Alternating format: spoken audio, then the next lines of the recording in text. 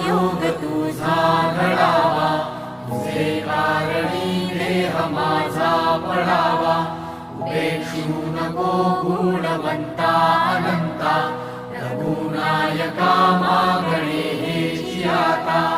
जय जय रघुवीर समर्थ. ज्या ठिकाणी मन जाय माझे, त्या ठिकाणी निज रूप तुझे. मी ठेवितो मस्तक ज्या ठिकाणी, तेथे तुझे सद्गुरु पाय